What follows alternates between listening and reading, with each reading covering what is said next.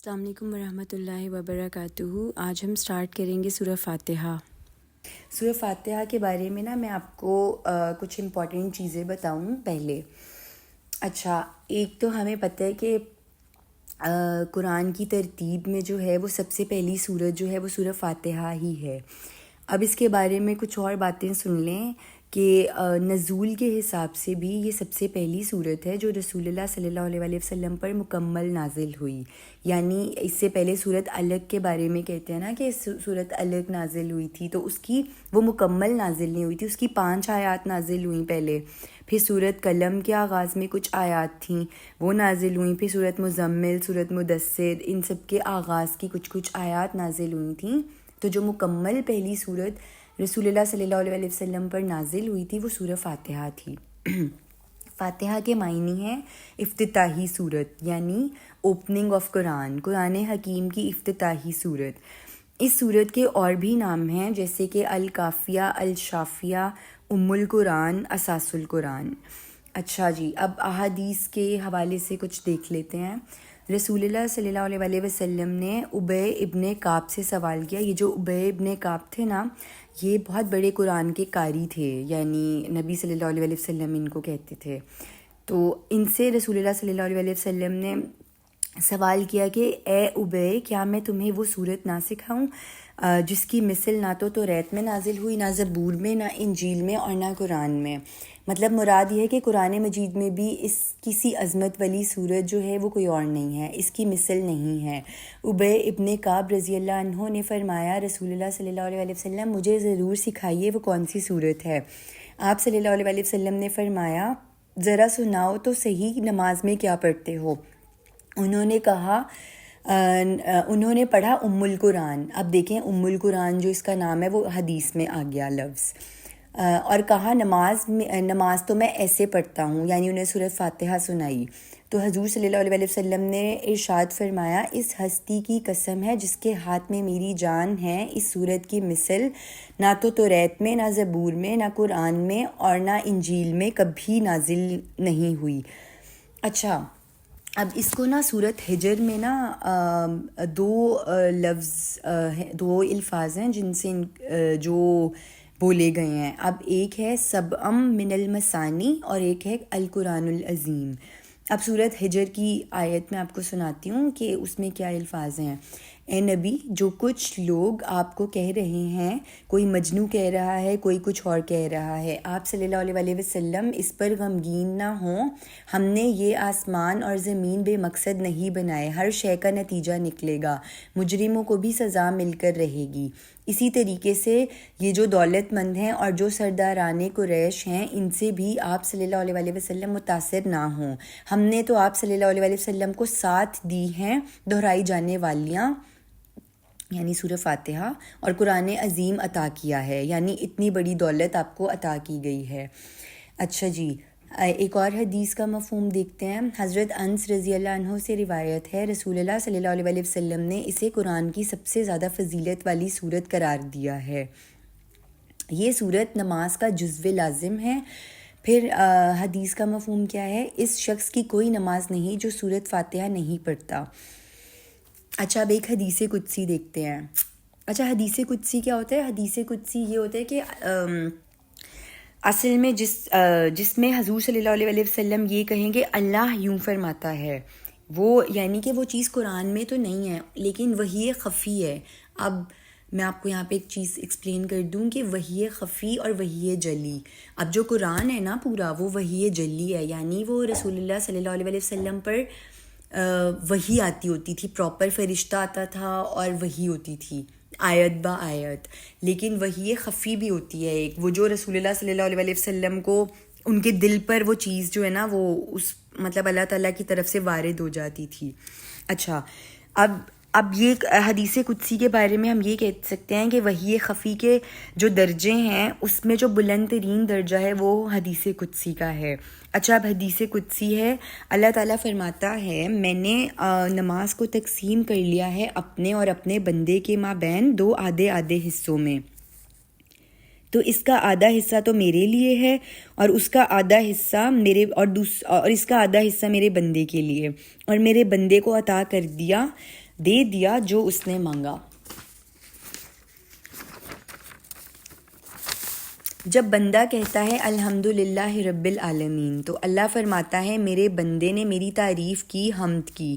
جب بندہ کہتا ہے الرحمن الرحیم تو اللہ فرماتا ہے میرے بندے نے میری ثنا کی. جب بندہ کہتا ہے مالک یوم الدین تو اللہ فرماتا ہے میرے بندے نے میری عظمت بیان کی. اب یہ 3 آیات کل کی کل اللہ کے لیے ہوئیں.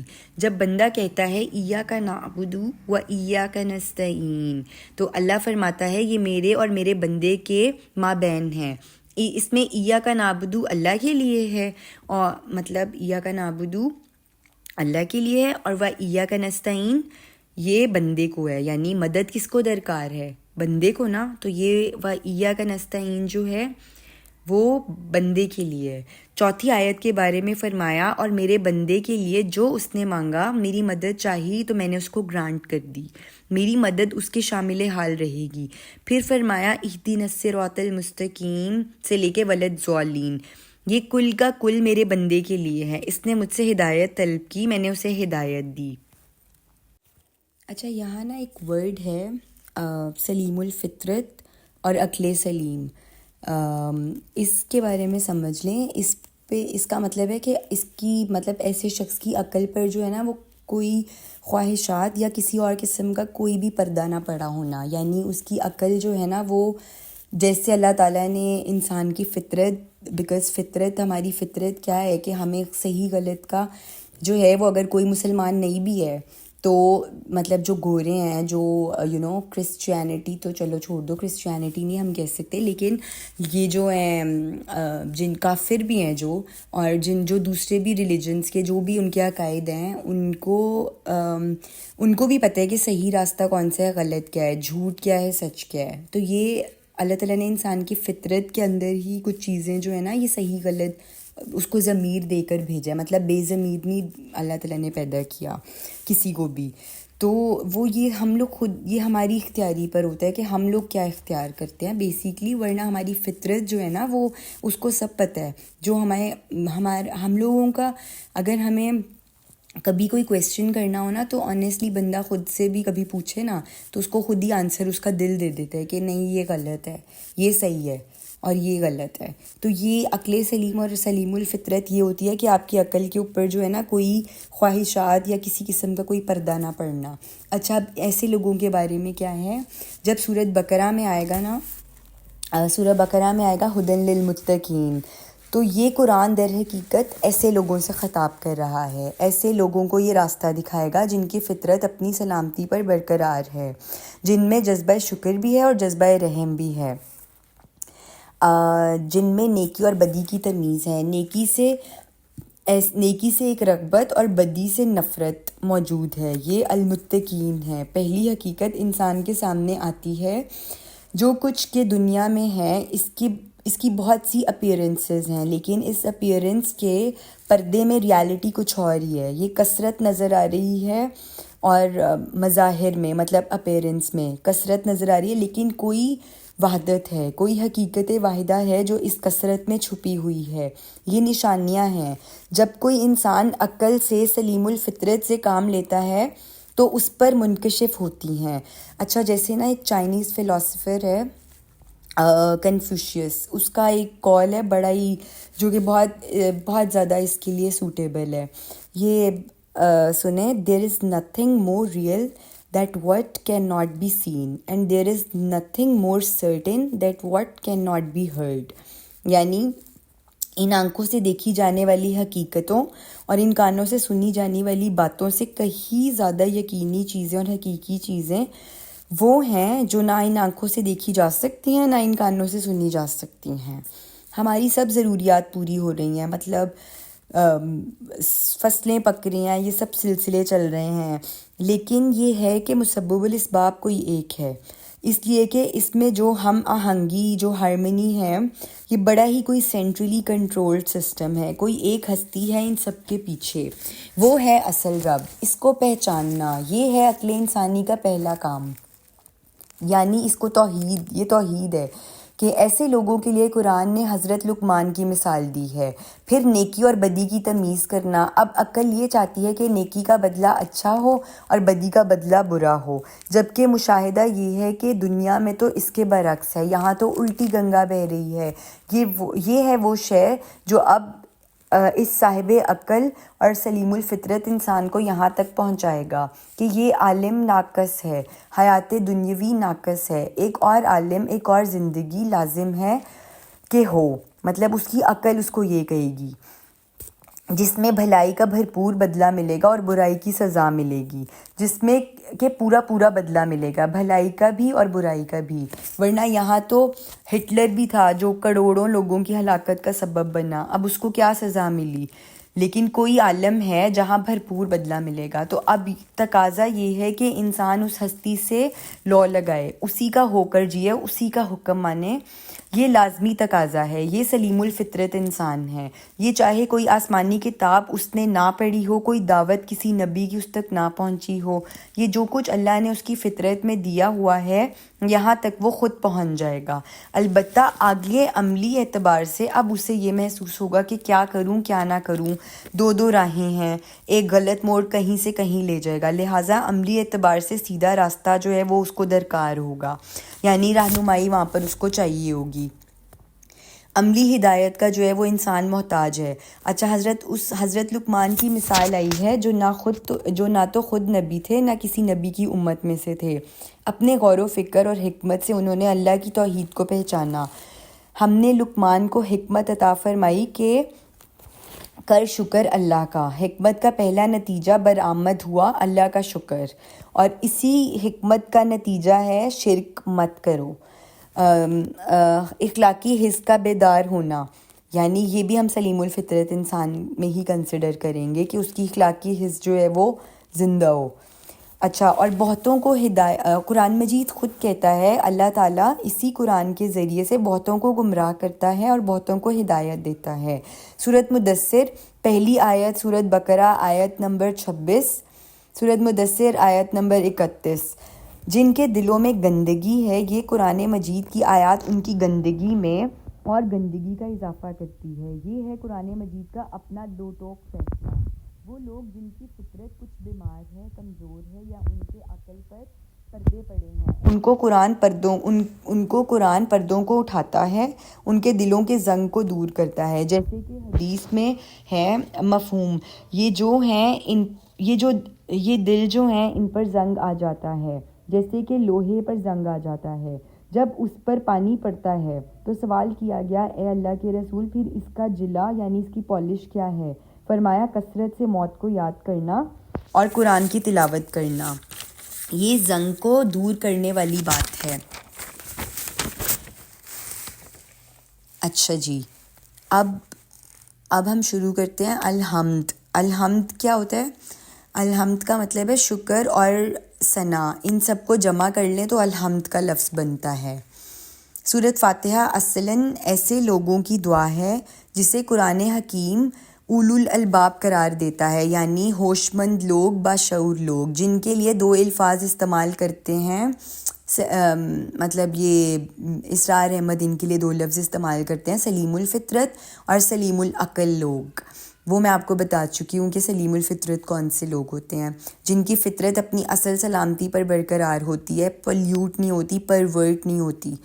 یہ لوگ ہیں جو ہدایت کے ہاف وے آ چکے ہوتے ہیں از خود، بیکاز پہچان کے اپنے دل کو جو ہے وہ اپنے دل سے ٹٹول کر جو ہے کہ کیا صحیح ہے کیا غلط ہے، تو یہ از خود جو ہے وہ یہاں تک آ جاتے ہیں غور و فکر کر کے۔ اب آگے جو ہے، اب جو باقی کا ہاف وے ہے وہاں پر ان کو چاہیے عملی رہنمائی، جو کہ ان کو جس کے لیے ان کو رہنمائی چاہیے کسی کی۔ اب دو راہیں ہیں، کیا کریں کیا نہ کریں، یہ فطرت انسانی میں الہامی طور پر موجود ہے۔ انسان by his very own nature جانتا ہے کہ نیکی نیکی ہے، بدی بدی ہے، خیر خیر ہے، شر شر ہے۔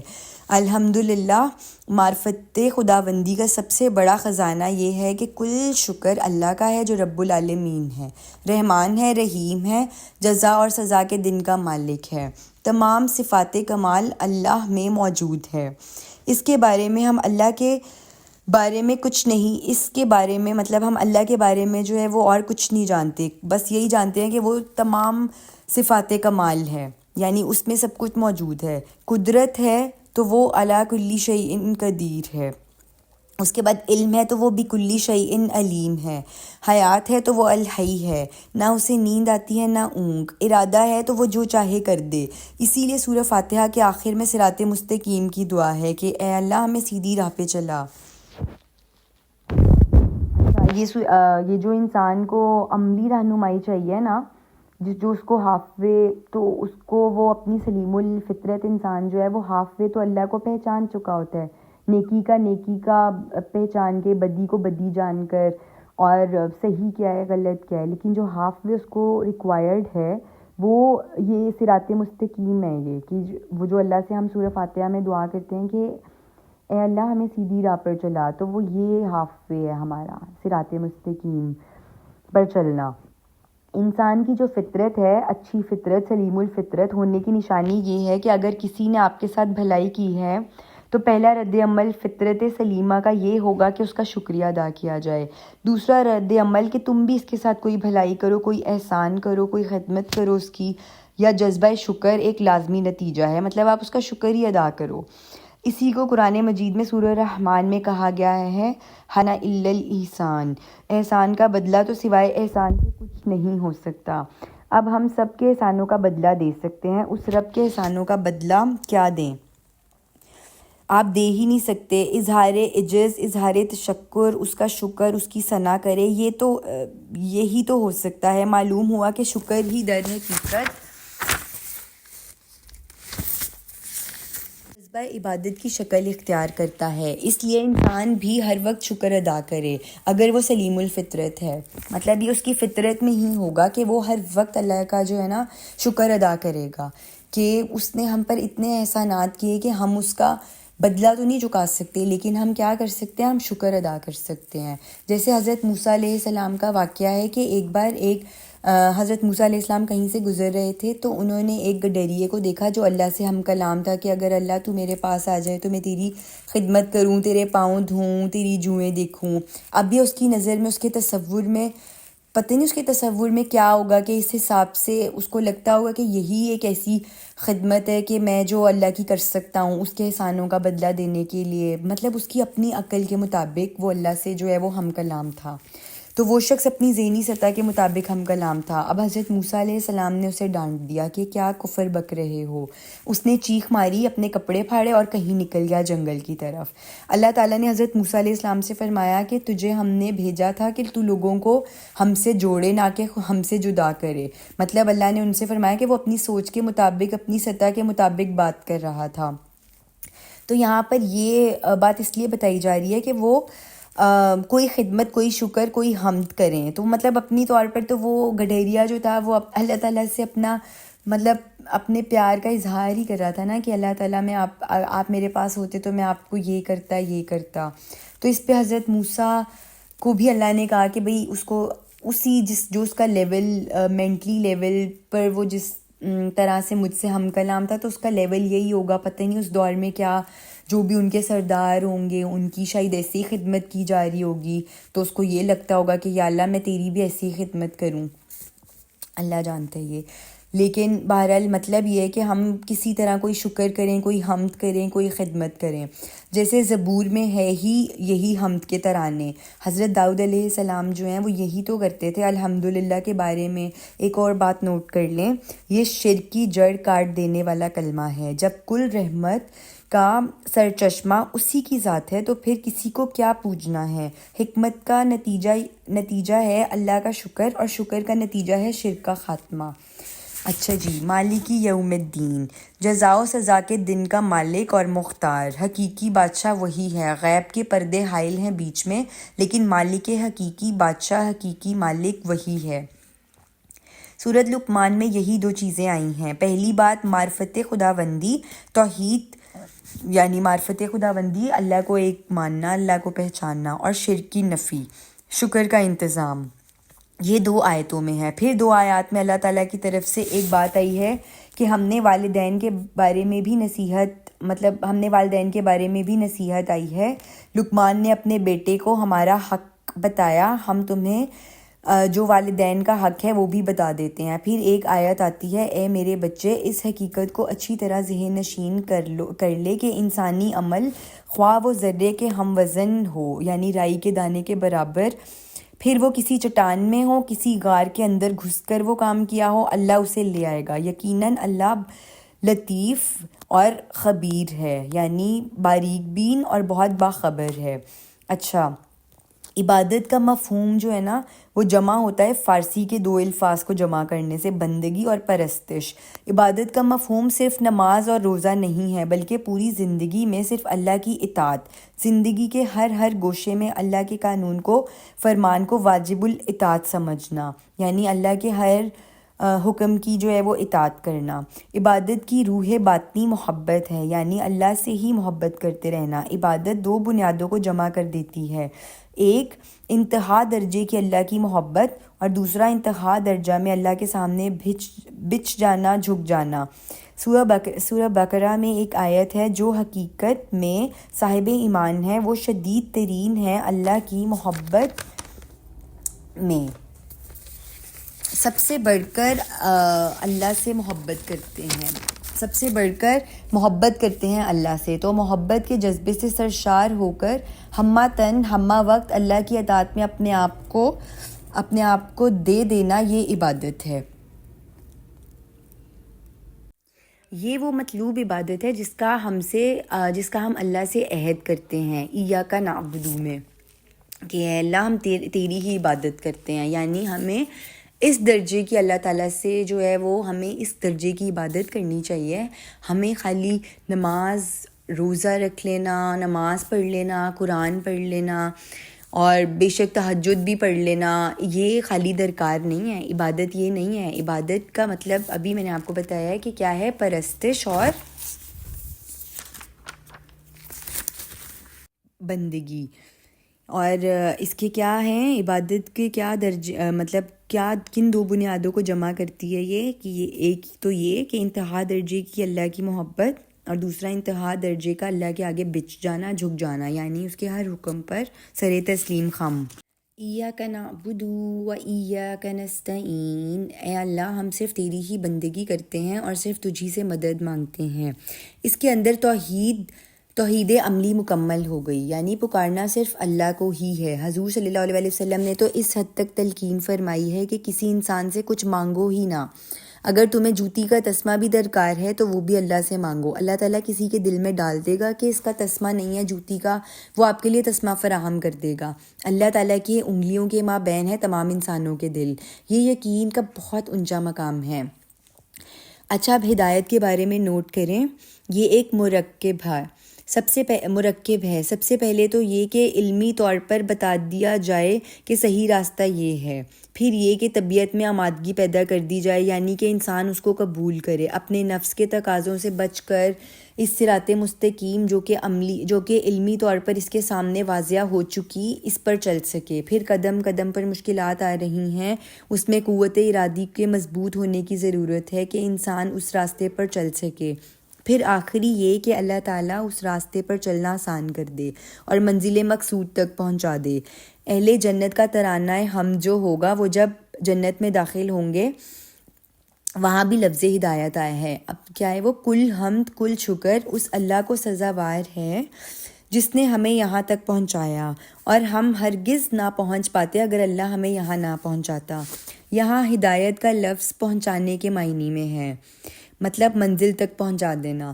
اس کو ہم ایسے بھی سمجھ سکتے ہیں کہ اگر ہم کسی سے راستہ پوچھیں اور کوئی ہمیں ایسے بتائے کہ فلاں جگہ پر جائیں، پھر وہاں سے رائٹ لیں، پھر وہاں سے درخت ہے، کچھ لائٹیں ہیں، اور مطلب ایسے کر کے کوئی ہمیں ایڈریس بتائے کسی جگہ کا، اور ایک یہ کہ کوئی ہمارے ساتھ ہی چل پڑے اور ہمیں اس ایڈریس تک پہنچا دے جہاں پر ہمیں جانا ہے. تو یہ ہدایت کور کرتا ہے سب راستوں کو. صراط الذین انعمت علیہم، اب جو انعمت علیہم ہے نا، انعمت علیہم، اس کا کیا مطلب ہے، یعنی انعام. اب انعام سے کیا مراد ہے، یہاں پر انعام سے مراد ہدایت ہے. یعنی جو انعام والے ہیں نا، جن کو اس راستے پر کہ جن پر تو نے انعام کیا، یعنی وہ انعام کیا ہے؟ وہ انعام ہدایت ہے۔ ہر نعمت صرف نعمت ہدایت کے ساتھ ہی نعمت ہے، اگر نعمت ہدایت ساتھ نہیں ہے تو پھر وہ نعمت نہیں بلکہ زحمت ہے۔ تو انعام سے مراد در حقیقت ہے ہی ہدایت۔ جیسے سورۃ انعام کی آیت نمبر 69 بہت اہم ہے، اس میں بہت جامع وضاحت ہو گئی اس کی۔ جو کوئی بھی اللہ اور اس کے رسول کی اطاعت پر کاربند ہو گیا وہ گویا کہ رفاقت حاصل کرے گا ان کی جن پر اللہ کا انعام ہوا، اور وہ کون ہیں؟ نبی، صدیقین، شہداء، صالحین۔ یہ 4 گروہ ہیں۔ اصل میں یہ ہدایت کے درجے ہیں، سب سے پہلے نبی، پھر صدیقین، پھر شہداء، پھر صالحین۔ اچھا جی، غیر المغضوب علیہم، جن پر نہ تیرا غضب ہوا۔ یہ اصل میں الذین انعمت علیہم کی شرح ہو رہی ہے، راستہ ان کا جن پر تیرا انعام ہوا، جو نہ مغضوبی علیہم ہوئے یعنی جن پر نہ تیرا غضب ہوا، اور ولضالین، اور نہ ہی گمراہ ہوئے۔ گویا کہ ایک ہی شے کو مثبت انداز میں بھی واضح کیا اور منفی انداز میں بھی واضح کیا۔ اچھا، غضب کیا ہوتا ہے؟ غضب کہتے ہیں اللہ کے غصے کو، اللہ کی پکڑ، اللہ کا عذاب آنا۔ اللہ کا عذاب بہت سی قوموں پر آیا، قوم نوح، قوم ہود، قوم صالح، قوم لوط، قوم شعیب، یہ سب مغضوبی علیہم تھے۔ لیکن یہ ہے کہ قرآن مجید کے نزول کے وقت اور خاص طور پر اب اس کے ساتھ نبوت ختم ہو رہی تھی، مطلب قرآن نازل نبی صلی اللہ علیہ وسلم پر ہوا اور نبوت بھی ختم ہو گئی، تو اس معنی میں جو اللہ کا غضب پہلی ایسی قوموں پر نازل ہوتا رہا کہ جن کی طرف رسول بھیجے گئے اور انہوں نے رسولوں کی دعوت کو رد کر دیا، اس کے نتیجے میں وہ ایسے ہو گئے جیسے تھے ہی نہیں، یعنی اللہ نے ان کو اتنا غرق کر دیا کہ ان کے نشان بھی مٹ گئے۔ اب یہ شے ریپیٹ نہیں ہوگی محمد رسول اللہ صلی اللہ علیہ وسلم کے بعد، اس لیے کہ نبوت کا دروازہ بند ہو گیا۔ اس درجے میں اب اللہ کا وہ غضب نہیں آئے گا، اس لیے کہ اس درجے میں اتمام حجت کا امکان نہیں ہے۔ ہم عذاب کبھی بھی نہیں بھیجتے رہے جب تک کہ رسول نہیں بھیج لیتے تھے۔ اچھا، اب جو ہے نا ایک استثناء، مطلب ایک ایکسیپشن ہے اس میں عذاب والی، اور وہ یہود ہیں، اس لیے کہ وہ اس غضب کے مستحق ہو چکے تھے۔ حضرت عیسیٰ علیہ السلام ان کی طرف رسول بنا کر بھیجے گئے تھے، انہوں نے نہ صرف ان کی دعوت قبول نہیں کی بلکہ جتنی گستاخی انہوں نے کی ہے اللہ کے کسی رسول کے ساتھ، شاید ہی دنیا میں کوئی اس کی مثال نہ ہو۔ حضرت نوح علیہ السلام کی قوم نے بھی ایسا نہیں کیا تھا۔ یہاں تمام مفسرین اس بات پر متفق ہیں کہ جو غیر المغضوبی علیہم ہے نا، وہاں سے مراد یہاں پر یہود ہیں۔ قرآن مجید سے اس کے شواہد موجود ہیں۔ سورۃ بقرہ کی آیت نمبر 61 اس میں ہے اللہ کا غضب لے کر لوٹے، اور سورۃ بقرہ میں ہی آیت نمبر 90 میں فرمایا غضب پر غضب، اللہ کے غصے پر غصہ تو انہوں نے کما لیا ہے۔ یہ یہود کے بارے میں بات ہو رہی ہے جن پر وہ عذاب ابھی آنا باقی ہے، مطلب یہود پر۔ ولضالین، ان سے مراد نصارہ ہے، انہوں نے جو ترک دنیا کی شکل اختیار کی، یعنی انہوں نے رہبانیت اختیار کی۔ خیر کے جذبے کے لیے بھی انسان بھٹک سکتا ہے۔ یہ المغضوبی سے ہلکے درجے میں آیا ہے لفظ ولضالین، یعنی سب سے زیادہ غیر المغضوبی علیہم جن پر اللہ کا غضب، اور ولضالین ان سے مراد ہے نصارہ۔ یہ غیر المغضوبی سے تھوڑا ہلکے درجے میں ہے لفظ، لیکن یہ کہ اس کو بھی سامنے رکھا جائے کہ ہم کہیں ان میں بھی شامل نہ ہو جائیں، اور جو اعتدال ہے شریعت محمد صلی اللہ علیہ وسلم کا، صراط مستقیم کا، اس کا دامن کہیں ہمارے ہاتھ سے نہ چھوٹ جائے۔ نصارہ نے کیا کیا تھا؟ انہوں نے رہبانیت کی بدعت جو ہے وہ خود اختیار کر لی اور وہ اعتدال سے بہت آگے نکل گئے۔ خیر کا جذبہ بھی اعتدال سے بڑھ کر برائی کی شکل اختیار کر سکتا ہے، اس لیے تو ہم کہتے ہیں کہ آپ صلی اللہ علیہ وسلم کا اسوہ حسنہ ہمارے لیے بہترین نمونہ ہے۔ اعتدال کے ساتھ سب موجود ہے، ایک حد ہے ہر چیز کی محبت میں، اہل و عیال کی محبت ایک حد سے آگے نہ جائے، کہیں ان کی محبت تمہیں غلط کام، غلط راستے پہ نہ لے جائے، ایک توازن پر برقرار رہو۔ یہ جو پل صراط کا راستہ ہے، باریک اس دنیا میں اعتدال اور توازن کا راستہ بھی اتنا ہی باریک ہے۔ ولدزالین کے بارے میں صراحت ہے کہ یہ نصارہ ہیں، انہوں نے جو ترک دنیا اختیار کی ہے اللہ کی رضا کے تلاش میں، ہم نے ان کو دنیا ترک کرنے کا نہیں کہا تھا، وہ بھٹک گئے اور صراط مستقیم کا دامن ان کے ہاتھ سے چھوٹ گیا۔ اچھا، اس صورت کے اختتام پر جو ہم آمین کہتے ہیں تو وہ کہنا سنت ہے، مطلب اس کا مطلب ہے کہ اے اللہ ایسا ہی ہو، مطلب ہماری یہ دعا قبول ہو۔